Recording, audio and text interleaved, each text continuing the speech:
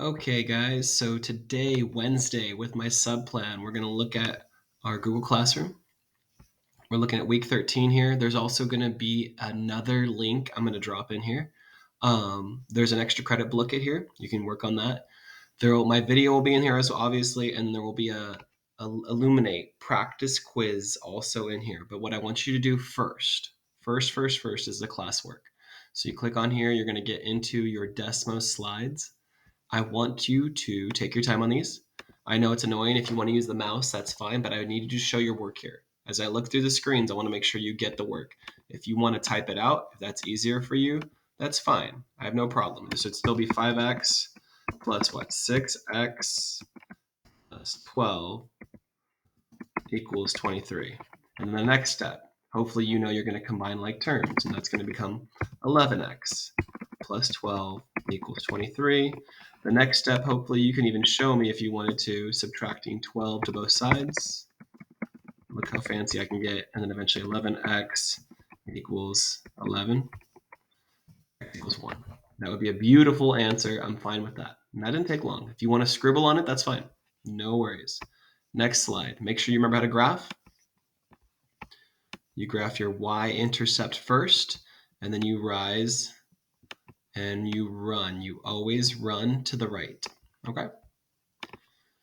Here, let's make sure you set this up properly. This is good practice for you guys to solve these. I'm going to type it out real quick.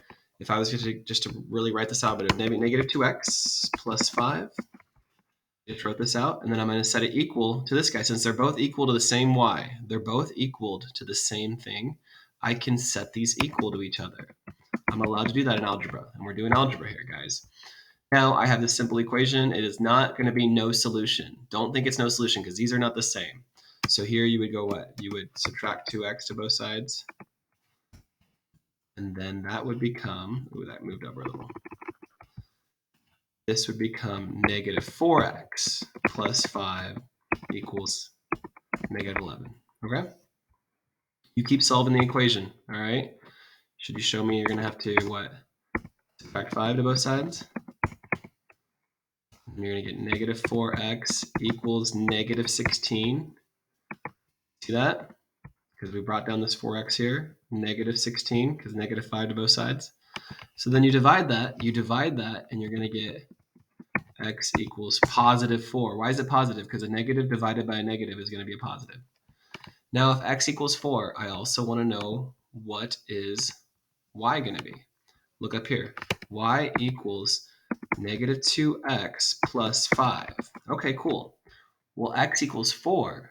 So 4 needs to go over here and get plugged in here. So watch what I'm going to do. 4 has to replace this x. So I'm going to get rid of this x, and I'm going to put parentheses, and I'm going to put 4 instead of there. Okay? If you were doing it on the second one, pay attention. Y equals 2x minus 11. I just rewrote this, right? But instead of x, I know what x is. X is 4. So instead of x, I'm going to put parentheses 4. You could do that for either problem, and you're going to get the same answer. All right. Negative 4 plus 5 is negative 3, because this is going to be, or negative 8, excuse me. 4 times negative 2 is negative 8. Negative 8 plus 5 is negative 3. Here, 4 times 2 is 8. 8 minus 11 is negative 3. Y equals negative 3. Okay? I walked you through this one. You can do the other ones on your own. You are capable of doing this, okay? Go for it. Set these equal to each other. Set them equal to each other. Go for it. Then here, make sure you set them up properly first. If you want to do it in here, let me use the text box real quick again. I would have this side here would be what? Y equals 25x plus 10. And then this one over here would be y equals 15x plus 40, right? And then now you're going to solve it down here. Okay? Take your time. You can scroll down here for more work, for more room. Here's this one. You know how to set this up. Make sure, just like the last one, set it up the same way. And this last one is an extra credit one. You don't have to go for it, but if you wanted to try and give me a chance at this one, this is pretty cool. If you want to go for it on this one. If you want to try. I'm going to call this X, and this is Y. I believe. Is that going to work out that way? Hold on. I think I messed it up. Operating fee charge per minute. So this is actually going to be, okay, this is your slope. So it's going to be, I'll set you up, I'll help you up. Y equals 0.14x. It's per minute, plus 29.95.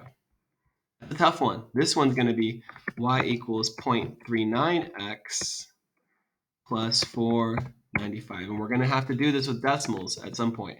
So there's your problem. Let's see if you want to use your calculator, go for it. Okay. After you finish all these Desmos slides, you're going to go into the practice quiz. It's only 9 questions. Okay.